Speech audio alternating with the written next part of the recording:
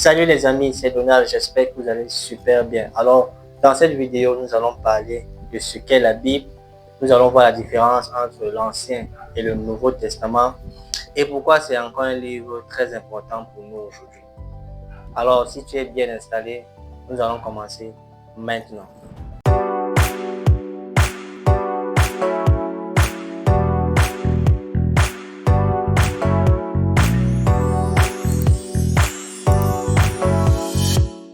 Si tu es nouveau sur cette chaîne, on parle de tous les sujets bibliques qui vont t'aider dans ta foi et dans ta vie chrétienne. Nous allons parler de tout ce qui peut te transformer et te restaurer et te donner la force de continuer à avancer et à atteindre les buts que Dieu t'a fixés. Alors si ça t'intéresse, je vais juste t'inviter à t'abonner, à cliquer sur la cloche de notification et à liker, ça va me donner la force pour continuer à faire des vidéos comme celle-ci. Pour commencer, la Bible est une collection de 66 livres divisés en deux grandes sections, l'Ancien Testament et le Nouveau Testament. Alors ces récits couvrent l'histoire de l'humanité, la relation avec Dieu et les étapes qui nous montrent comment Dieu nous guide encore aujourd'hui. Alors l'Ancien Testament contient des livres historiques, poétiques et prophétiques. Ça décrit l'histoire du peuple d'Israël et ses relations avec Dieu. Le Nouveau Testament, quant à lui, nous présente la vie, l'enseignement et la mission de Jésus-Christ. Et c'est dans le Nouveau Testament également que nous verrons la naissance de l'Église.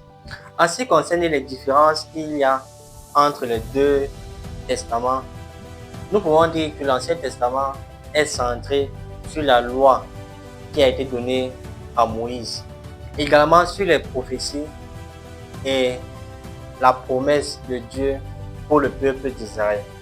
L'Ancien Testament également nous présente l'histoire de la création, l'histoire de l'humanité et nous montre le plan de Dieu pour le salut de l'humanité. Le Nouveau Testament, quant à lui, est centré sur l'accomplissement des promesses de l'Ancien Testament en Jésus-Christ.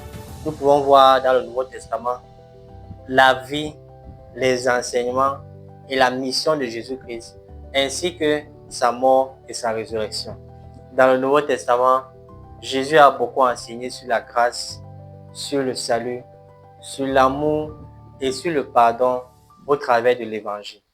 Donc en résumé, en ce qui concerne la différence entre le Nouveau et l'Ancien Testament, nous pouvons dire que l'Ancien Testament nous montre l'attente d'un sauveur, tandis que le Nouveau Testament nous présente la venue de ce sauveur-là en Jésus-Christ, sa vie et la mission qu'il est venu accomplir pour l'humanité. Malgré ces différences que nous pouvons examiner, plus nous lisons la Bible, nous nous rendons compte que les deux testaments sont liés. Le Nouveau Testament ne vient pas pour remplacer l'Ancien Testament, mais vient pour le compléter.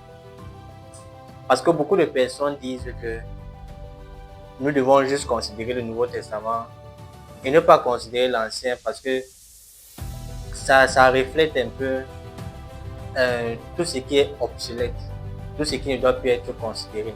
Non, mais quand nous parlons de quelque chose qui est ancien, ça veut tout simplement dire quelque chose qui est avant, qui est premier. Le Nouveau Testament vient pour compléter ce qui avait déjà été fait et ce qui avait déjà été dit. Donc nous voyons que toutes les prophéties qui ont été faites dans l'Ancien Testament s'accomplissent dans le Nouveau Testament. C'est l'exemple majeur que nous avons qui nous montre que le Nouveau Testament vient pour compléter ce qui avait été dit dans l'Ancien Testament. Rappelez-vous que j'ai dit tantôt que l'Ancien Testament révèle le plan de Dieu, le plan du salut que Dieu a établi pour sauver la race humaine. Et ce plan-là se réalise dans le Nouveau Testament avec la venue de Jésus-Christ. Donc nous voyons ici que le Nouveau Testament ne vient pas pour remplacer l'Ancien Testament. Au contraire, le Nouveau Testament vient pour compléter et pour confirmer ce qui avait été dit dans l'Ancien Testament.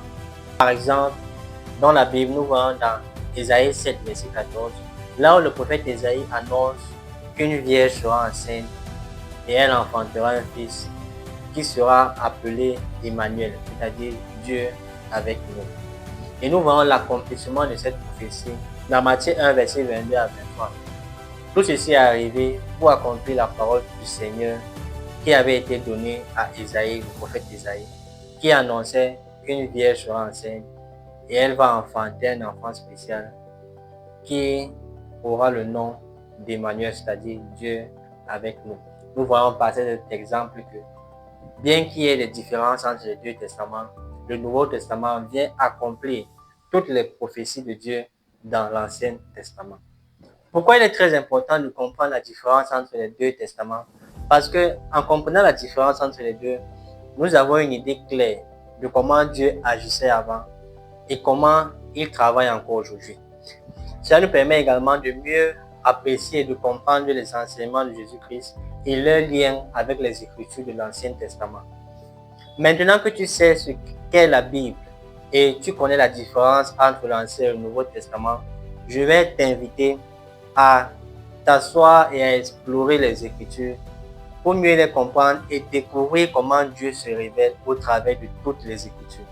Alors, si cette vidéo t'a plu, n'hésite pas à t'abonner, à cliquer sur la cloche de notification et à liker la vidéo. N'oublie pas également de me partager en commentaire ce que tu penses de la Bible et dis-moi en commentaire quel testament tu as le plus lu. Je serai content de lire ton commentaire et de te répondre. Je te dis à plus pour une prochaine vidéo. Shalom.